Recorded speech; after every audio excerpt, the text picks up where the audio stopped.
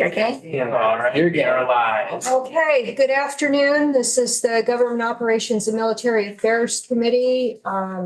Back for more discussion on drafting request 26-0550, our emergency management committee bill. And we have legislative counsel here to discuss draft number 3.1, which is a work in progress. And we hope to have a new draft shortly after this session. Welcome, Tucker. Good afternoon, Tucker Anderson, Legislative Counsel. You should be looking at draft 3.1 of draft request 26-0550, which is the committee's emergency management omnibus bill. Need a crowbar? That would open because this thing's went out though. Or shut it down. Would you like my physical copy? Sure, Or Nick could print you a copy. whichever's easiest. There we go. Thank you, Tucker. Live to serve. What I will do is I will highlight the changes that are contained in draft 3.1. And then once we've gone through this current draft, I'll note some of the instruction and clarification that I've already received that will be a component of draft 3.2 that you will be seeing this afternoon. So first, let's start with the words actually on the page in draft 3.1. The first small shift, but there was some confusing language. Page 3, subsection B, related to the Ready Response Grant Program. I had cited to 26 USC 501c3, and I have changed the reference there, not the substantive legal meaning, but just where that citation is located, so that this now says Vermont nonprofit organizations qualifying under 26 USC 501c3, so that it's clear we're not talking about only 26 of those organizations. That's right. Perfect. Thank you. A brief note under the heading for the Technical Rescue Grant Program. The initial proposal was called the Technical Rescue Micro Grant Program. And for purposes of just being very clear that this is a grant program and that micro grants aren't something that's defined, I made sure that consistently throughout the bill, it's just called grant. That part is straightforward. I also went through the draft, and anywhere where there was a reference to Vermont Emergency Management, which is a title that is given to the Division of Emergency Management, I changed it to the division in order to be consistent throughout Title 20.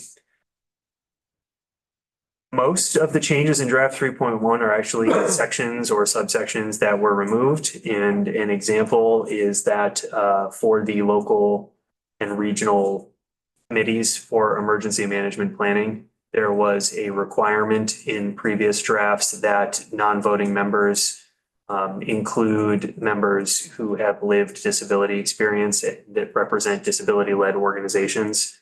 That has come out. What page are we on? That was in section 4. And it's no longer in the bill. It was in the language that followed subsection C on page 8. So if you. And I do want to point out that in several other instances, it's spelled out that individuals who belong to disability-led organizations will be either required or requested to be part of the planning process. We had heard a concern about the adding to the membership of non-voting members. Right, well, so will they be considered voting members? I'm trying to find The that. ones that are already listed are voting members. So on page E. So again, these sections were taken out, so they're no longer in here. They would have been on page 9. And specifically, it would have been under subsection D in a subdivision that has subsequently been removed. The voting members is a fairly limited pool. The non-voting members already include representatives from disability-led organizations. The language that's used is organizations that serve vulnerable populations. So why wouldn't one of them be a voting member? I think what Tucker's saying is these are the voting members. Okay, And yeah, I think they're, trying to see it listed they're somewhere. delineated somewhere in here. Under current law, they are already non-voting members. It's just not required that they be that they be non-voting members of the committee. It's discretionary, specifically that the organizations have to request to be a part of the committee. In previous drafts, it was added as a shall, that the committee shall have as non-voting members individuals who represent this organization. And that has been taken out so that it is still voluntary on part of the organization. And I can point you to the language in the current statute if that would be. Yeah, because I thought, with trying to have them on the committee, to have at least one be a voting member of the committee, to be someone with a lived experience. And that was not in the previous version. Correct. I was actually asking about trying to get that put, Oh, okay. to add that to the committee. I would like to, suggest that instead of the non-voting part of that statute that was removed, to actually make someone with lived experience be a voting member. yes, that's what I'm trying. I Okay. was trying to get out of my head. Okay, so Tucker, do we have the voting members delineated in this, or is it in a statute that's just? It's not currently in the draft, Okay. but that section of law is the section of law where that's kept, so I can pull it up while you discuss the policy choice. Okay, we can discuss that when the chair is back, because I know you have limited time. So voting member. And if I remember correctly, the voting members are like first responders, maybe town emergency managers rather.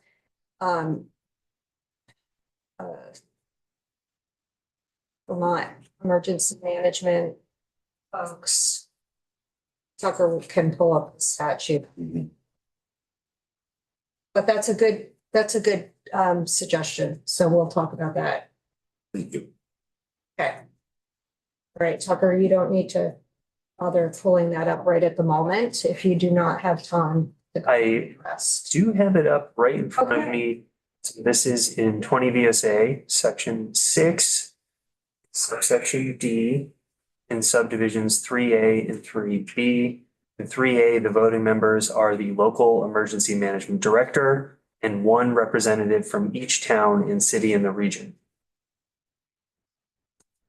And just for purposes of discussion, when we discuss this after Tucker leaves, be thinking about whether you want one of those community members to be somebody as someone who has lived experience, or you want an additional, not just one person from one of those towns, but an additional member to be a voting member that is a person with lived experience. So we'll be thinking about that. And Tucker, I think you can move on to the next point. The next thing to flag for you is actually highlighted in the document. Section 6. This is the section dealing with all hazard and weather alert systems for municipal corporations. And if you look at page 12, the committee had added language to this section requiring that any all hazard or weather alert systems used by municipalities shall include communication channels that are accessible by individuals with disabilities. Added a feasibility clause. So if feasible, it shall include communication channels that are accessible by individuals with disabilities. And we had heard that technology isn't always available to everybody. So unless we figured out a way to make that technology available to every single person who needed it, it really shouldn't be a shall. Well, it can't be a shall because they may not be able to afford it, or it may not be available where they live. They may not have Wi-Fi, they may not have cell coverage. So if everybody makes the effort to help these folks, to assist these folks in any way they can, I think that's doing our due diligence. Because there's some things that just aren't always 100% possible. And I think we've heard from Vermont Emergency Management that if it were a shall, that's a big step. With the addition of the. Yes, so if feasible, include communication channels that are accessible by individuals with disabilities. It still is a shall, but it's got a feasibility clause.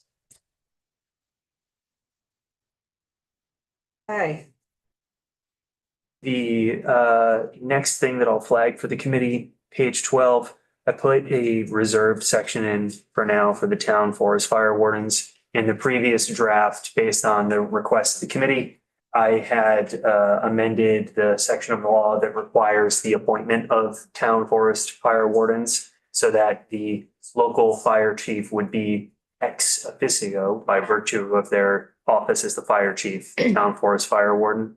And it was brought to my attention that actually your diligent, hardworking counterparts in the executive branch had already submitted a report from Forest Parks and Recreation containing more comprehensive language that amends the entire subchapter. So that language will be added in a subsequent draft for your review. There just wasn't time last night at whatever time I was drafting this 10 o'clock. in the evening. Get this together before this morning. So some of that we talked about, Rep. Cooper, is going to be in the next draft of this bill. There won't be 100% of it, but because there were some other proposals out there. And Mr. Chair, do you want to say something about section 7 before Tucker moves on? Yes, so, section 7. This is that language with the PLPs. And we were trying to get folks from Superintendent's Association and a couple of other stakeholder groups. They're not available next 2 days. So in consultation with Chair Conlon and others, I want to remove that language for the time being because we don't have time to vet it properly before we go. And I totally concur with that, being a school board member, that if a student's on an IEP and the schools need to weigh in on these emergency plans for those students, we need to hear from educational professionals on that. So it's something that the Senate can take up for sure. I understand the intent and the merit, but we just don't have time to do the diligence. So 3.2 will not include that particular statute.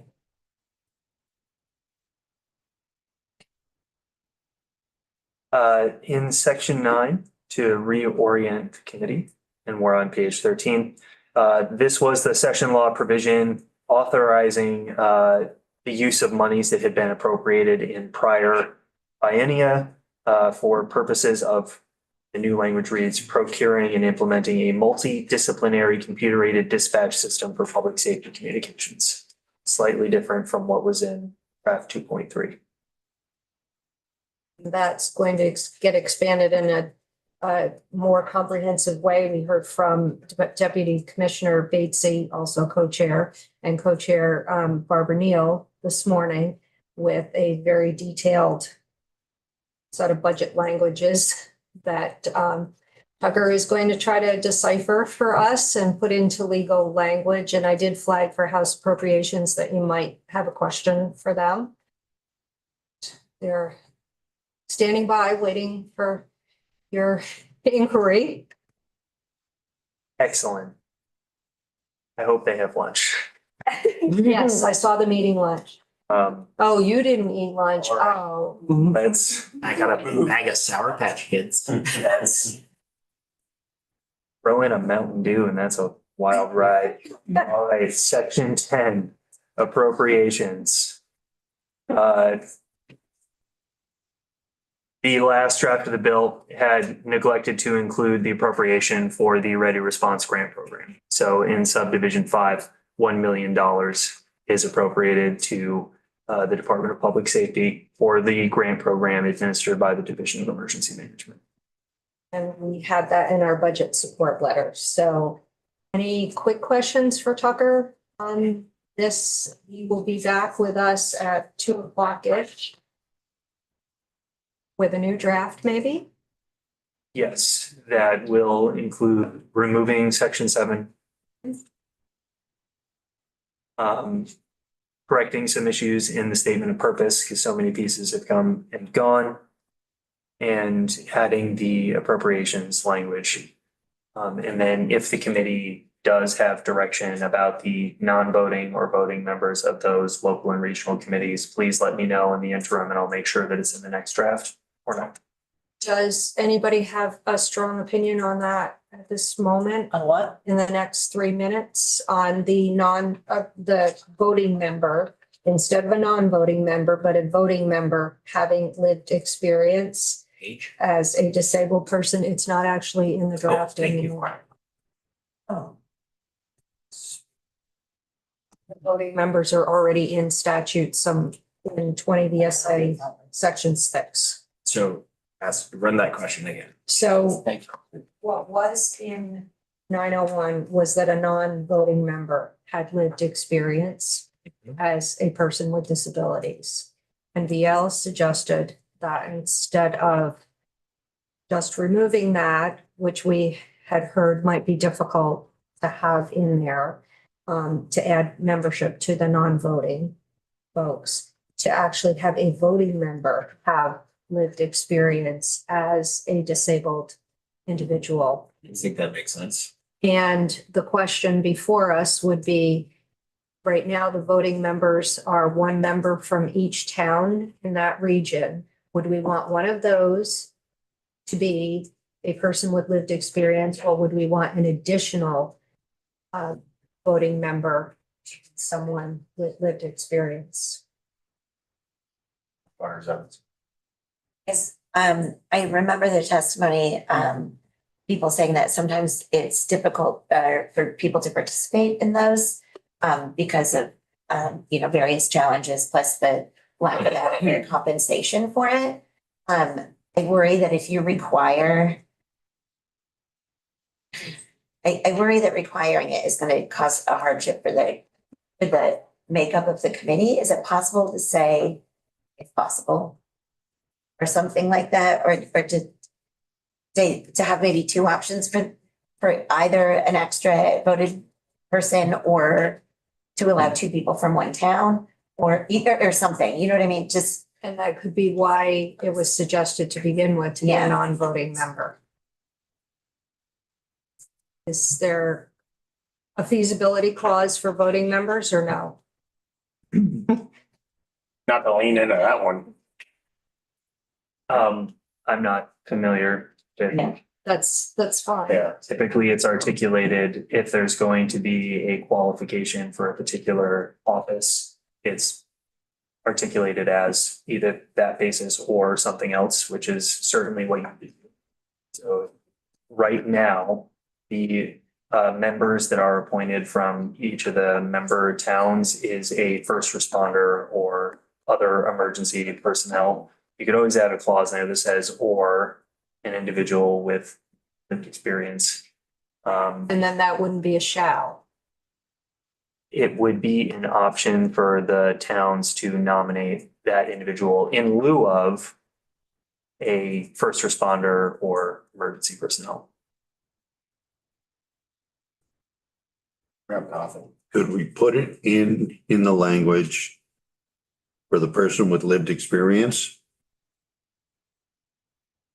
And then it is there so that when the Senate takes this up, they can get further testimony on that.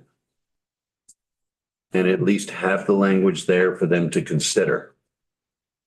I wonder, that's a good suggestion, and I'm wondering if we should just go back to the non-voting member. Because that was not specific that they had to come from a certain town. Jay, you had your hand up Well, I a just- while ago. That's okay. It felt to me like the bulk of their testimony was along these lines. I'm pretty sure I was listening, heard them correctly. They were saying it's frustrating to watch people who don't Mhm. have lived experience make the wrong decision. Yeah, And so I think if we're evaluating whether or not we have an opportunity to correct that problem now, it should be sort of on the basis of correction, not reticence. I understand. Well, I guess, what is it that we are concerned with? I think we should probably do the change. Take VL's suggestion, but I also understand if it's not. we could also go back to the bill sponsors language, which was the non-voting member. And perhaps that member has vetted this well enough to understand. So to be conscious of time, I think we Yes, should we've check got in with the Tucker bill leading. sponsor on this. And then we can Okay. communicate with council as his clock is up. All right. Council. Thank you. You're Thank released, you. sir. Thank you. Minute before. Yes, Witness, because let Rep. us, Pincinel has a question. I was just wondering why we couldn't put preferably a, or if possible, a lived person with a lived experience, and then, Feasibility. Lots. yeah. If we can. So we'll return to this, I think, because we'll want to hear from the bill sponsor. About the intent of making the person with lived experience a non-voting member. Someone has her. I'll be with you in a minute. Thank you. You figure out. Computer. Yeah, I shut it down and let it silent for about 5 minutes and turned it back on and it worked. It's ready to go through that window. Give it a little nap. Hate technology. I'm gonna let, Hmm. My phone saves. Do you want to? Good for My you. phone. Someone say you don't have a brain today. I don't think I do. I All would right, do Ms. that. Siegel, if you'd I'm like to gonna get have us a changed today. seat in the witness chair. We're That's a good idea. still on the same subject. I like to stay in. Of our emergency management bill, still on the record here. And we have some testimony on this section that we've been talking about, which was part of H 901. And I apologize if you did not get the latest version we're working off from, which is 3.1 prior to this. I did just get it, and I also was asked to testify yesterday evening, so I'm apologize if some of the things I also have missed. I was We're late afternoon. We to be fair. appreciate you coming in. So, for the record, Okay, for the record, I'm Brenda Siegel, the Executive Director of End Homelessness Vermont. And last time I was here on just a personal reason. And so this time I'm just going to give you a little bit of information about our organization, so you know where we're coming from. End Homelessness Vermont is a lived experience-led organization that works toward the goal of ending poverty and disability discrimination and homelessness in Vermont. We provide data-driven safety net to the safety net that is trauma-informed and rooted in compassion, empathy, and housing first principles. We are effective in working closely with teams of providers, helping people remain sheltered when possible and have the support that they need, as well as addressing systemic barriers to accessing and remaining sheltered and ultimately becoming housed and remaining housed. We work closely with providers, economic services, Department for Children and Families, hotel owners, and most importantly, those experiencing homelessness and living with disabilities. Our point of contact is generally the moment of an emergency in troubleshooting a complex case. Our primary goals are our primary clients are people living with disabilities, health conditions, or complex needs, or in a complex situation. And we also work in an ongoing capacity with over 500 households who need additional support due to being at the highest level of need. And we help nearly over 300 people with their renewals or remaining sheltered or housed. And we also have, we answer about 3,000 calls a year to our hotline, which is going to be important in a minute. With the severity of people's disabilities, health conditions, and trauma, everyone on our staff lives with a disability, and most folks on our staff have experienced homelessness as well. We have two departments, the Office of Housing Advocate and the Office of Research and Advocacy. And I'm kind of regretting not bringing our slides from our most recent report for research, but I will send it in so that you have it. But it talks about how many people who are experiencing homelessness are living with a disability, a health condition. And in fact, 9% of the people we interviewed in our latest research could not read or write. And so I think that's really important when you're doing emergency planning, to understand that there's a huge need to make sure that things are accessible if not only if you have a language barrier, but also if you cannot read or write. And to be clear, those were people who were in Vermont and educated in Vermont. And so that was kind of alarming to us, to be totally honest. That's a little bit about us. Before I go on to some of the bill, I don't know if anyone has any questions about that. Okay, before I talk about the bill, I want to talk a little bit about how I come into the emergency planning aspect of this. In 2023, during the flood, Vermont Center for Independent Living asked me to sit on the FEMA committee that met every day. And that was about shelter and food access.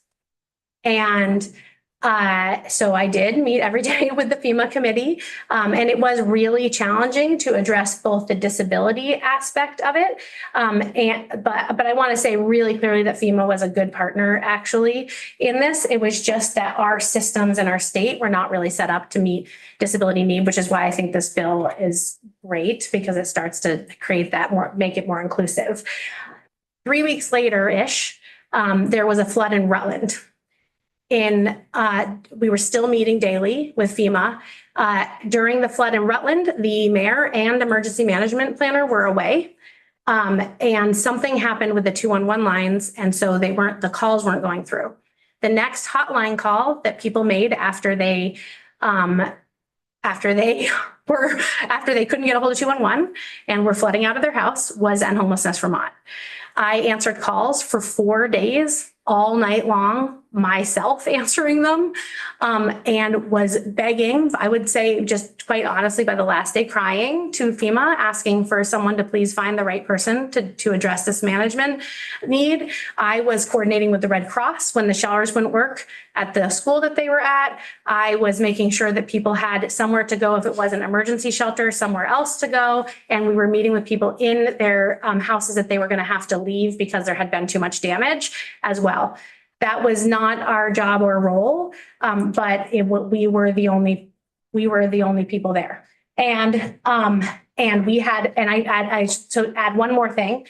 Our staff was, again, regret not leaving some pictures for you guys. Our staff was wading through waist deep water to find encampments because those had not been cleared in Rutland.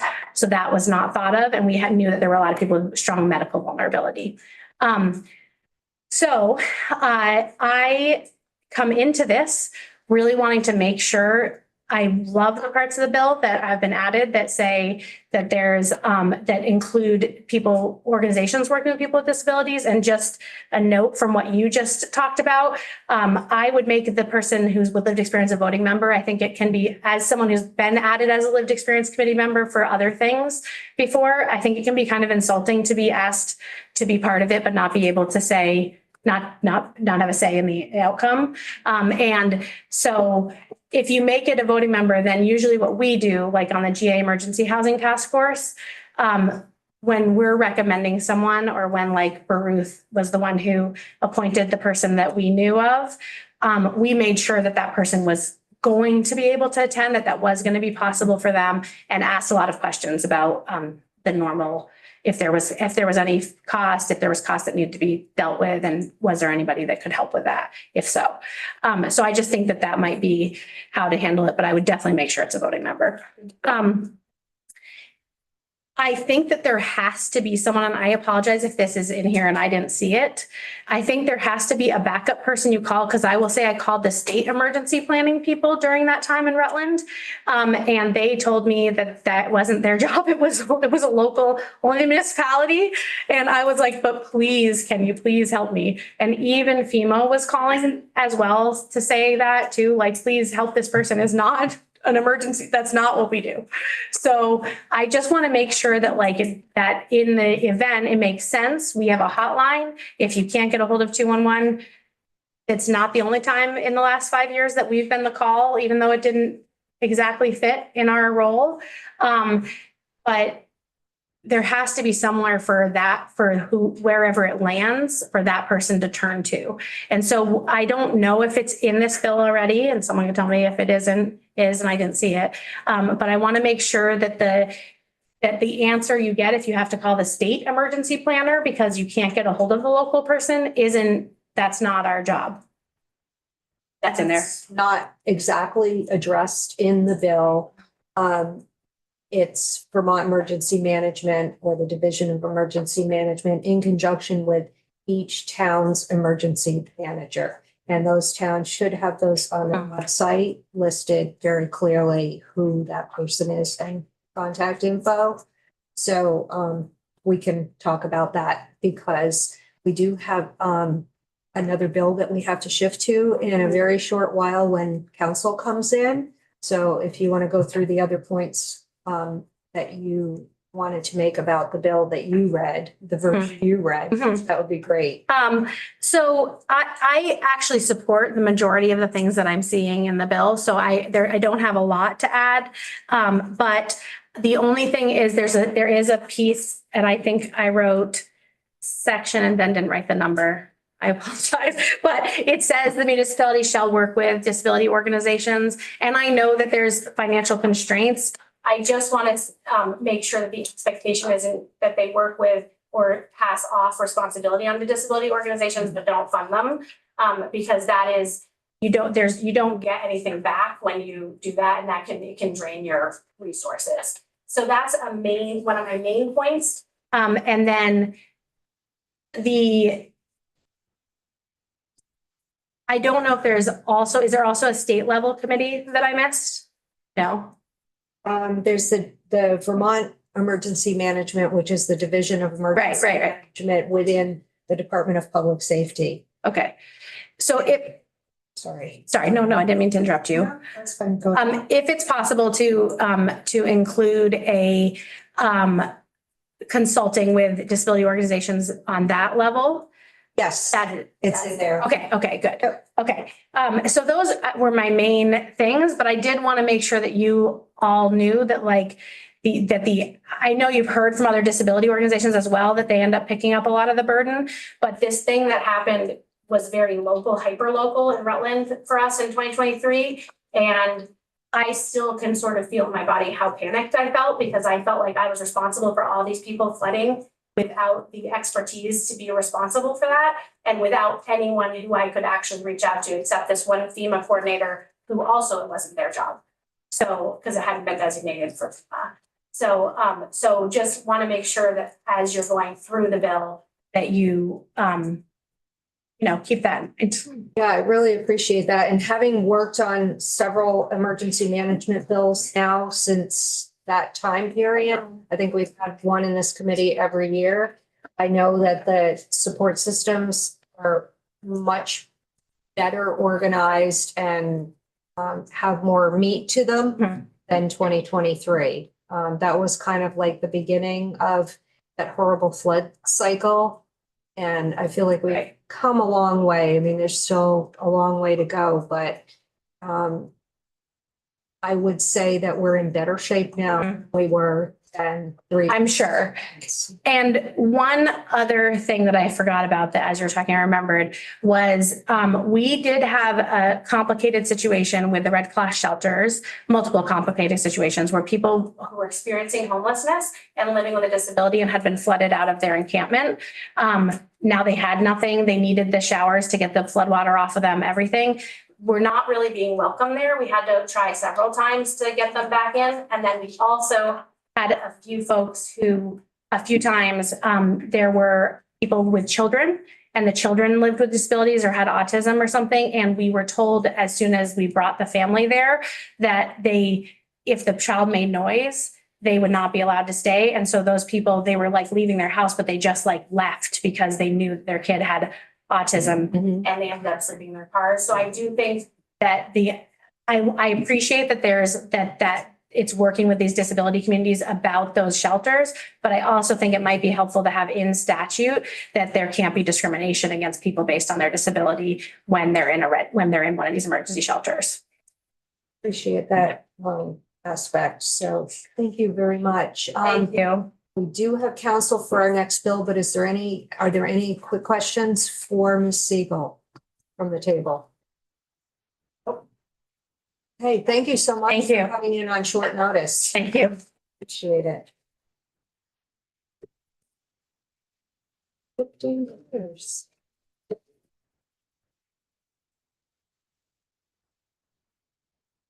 I'll just follow you on.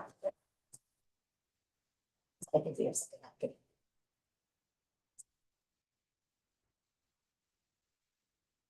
Council, how are you, sir? Yes, good, thank you. Please. So our next order of business is reviewing a proposal of amendment on H 841. It's an amendment to the amendment. But like, we're not concurring with further proposals. Not yet, anyway. Please later. How are you, sir? Everybody, thank you very much. Doing well. Nice to see everybody again. When I'm supposed to be here, actually, I mentioned this to the chair. I don't know if anybody noticed this yesterday afternoon, but I wandered in here around 1:30 thinking that I was supposed to testify. And I was like, what are these guys talking about? And looked more close. I'm like, oh, I'm supposed to be in Ways and Means. So now at least I'm in the right place. We can give you some monetary advice. Yeah, that's right. Getting your steps in. Yeah, that was a good way to look at it. Thank you. I appreciate that. But today, the committee is looking at an amendment that Ways and Means did vote out. It's an amendment to H 841, an act relating to miscellaneous animal welfare procedures. I'm sure the committee remembers it well, having spent quite a bit of time on it. And that bill all did a number of different things related to animal welfare procedures. It gave the Division of Animal Welfare some authority over things like creating a rabies vaccinator program, for example. And that actually had been in the language of the bill at one point, but then now it's rulemaking authority by the Division of Animal Welfare to create that. You may recall also that there's a provision for the Division of Animal Welfare that allows them to require registration of pets from other states that are brought in to Vermont for transfer, sale, that sort of thing. And there's also, and this will sort of segue us into the amendment, there was a provision added to the bill. I can just point it out. I can't remember if this is something that you would necessarily still have in front of you or not. But the bill, but I got a copy. I just want to make sure you have a copy, but.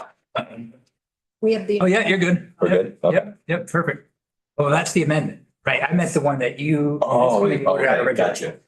Well, I'll just describe it real quick. In the version that this committee voted out in section 15 of that bill, you created a checkoff in the Vermont income tax form that would allow somebody voluntarily to check a box if they wanted to donate a portion of their tax returns to the Animal Welfare Fund.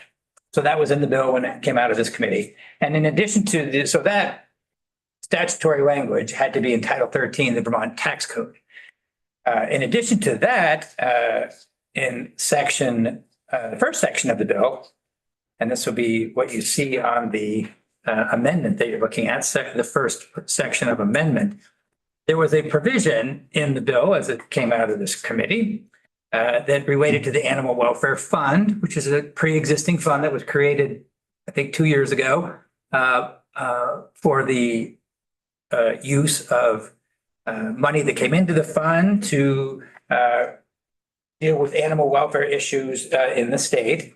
And one of the, the provision that was proposed to be added to the fund that is amended here was revenue from the Animal Welfare Fund checkoff that I just described. So the bill that came out of this committee had these two things related to the Animal Welfare Fund checkoff. One section that created it, and another section that said, okay, money that people, when people decide to make that checkoff and donate some of their tax return, it goes directly into the Animal Welfare Fund. So that's the big picture. What happened in Ways and Means was that my understanding is that they are moving away from tax checkoffs generally and are trying to not create any more of them. So that led to removal of the tax checkoff from this bill. So when you look at the amendment, so everyone does have that copy, the two-pager. You look at section, or the first instance of amendment starts on line 6. It's dealing with what I'm talking about, the Animal Welfare Fund. And sort of the change is what you don't see. But in the version that came out of this committee, there was a proposed new number 4. You see, it goes line 17 of your amendment. Any donations, grants, or gifts made to the fund, that was in the bill as it came out of this committee. So you put that language in yourselves. But then there was a number 4, and number 4 said revenue from the Animal Welfare Fund checkoff. Well, the Animal Welfare Fund checkoff is what's proposed to be struck by Ways and Means. So there's no reason to have that language here anymore because there wouldn't be any revenue coming in from it. So that's the change. You'll see there's a technical change on line 16 too. That's on the basis of input from the Joint Fiscal Office. Apparently, this is not my area of expertise, but when money is moved from one fund to the other by the General Assembly, it's not an appropriation, it's a transfer. So JFO is anytime they see something like that come up in language that even in existing law, they sort of take the opportunity to say, hey, change appropriations to transfer because from an accounting perspective, that's the right word. So that's why you see that change on line 16. So lastly, bottom of page 1, line 20, the second instance of amendment, you see that striking out section 15 in its entirety. That's the section I was referring to. That's the tax write-off or the tax checkoff section. So you strike the section and then strike the reference to it in the fund and make one technical correction.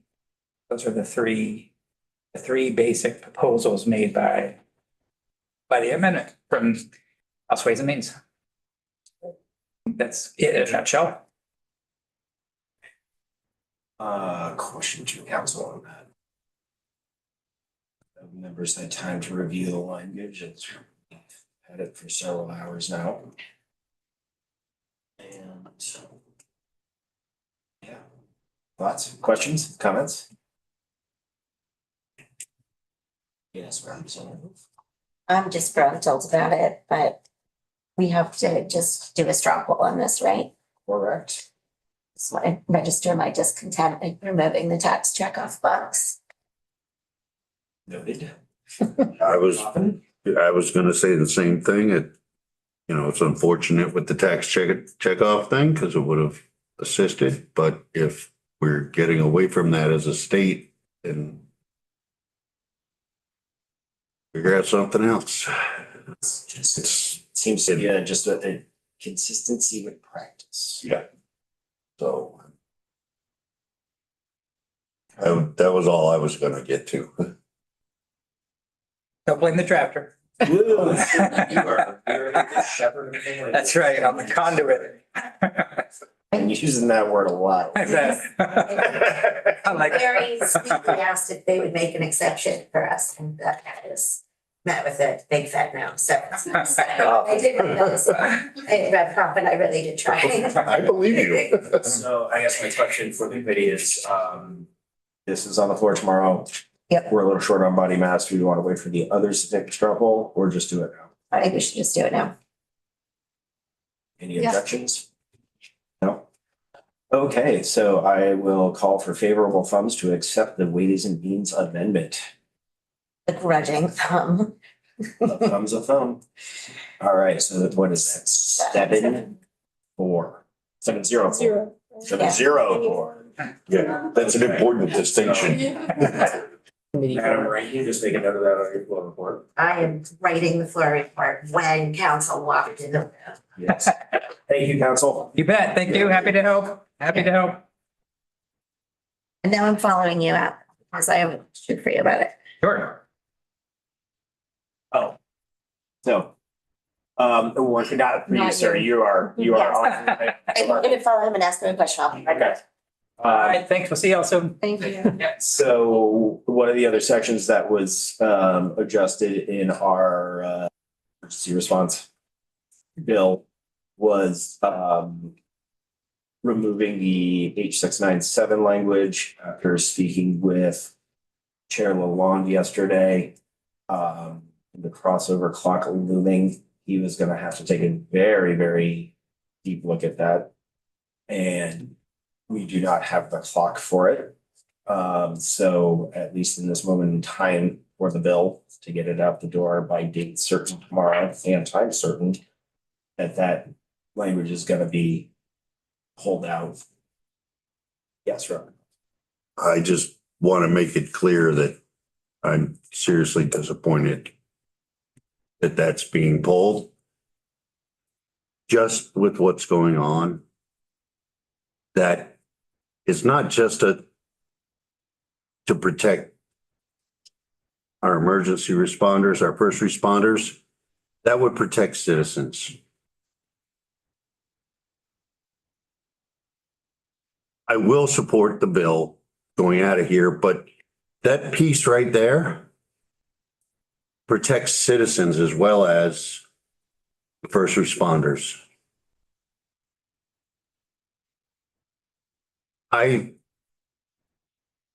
We're failing people to keep them safe, to help them, to protect the citizens. Every one of us are responsible for anything that happens at this point forward. If that leaves this building without being able to protect our citizens as well, we're failing them. Us as a body are failing them. And I'm disappointed that's going out. I don't generally get out this vocal, but we are putting citizens at risk. The rest of this bill, it's important. It needs to go out of here. I will support it, but I want my objections known. Clearly stated, sir. And understood. And we included that language for serious consideration, and we can keep the conversation going. We got a lot of days on the calendar before we get to the end of this arc. But clearly understood, sir. So that was that piece. He understood the conversation. But we're just on a Friday title. So our next order of business is council again at 2. And he may need Yes, some so extra time. correct. So I will take us offline until we have Mr. Anderson arrive. And folks have plenty of things with their hands busy.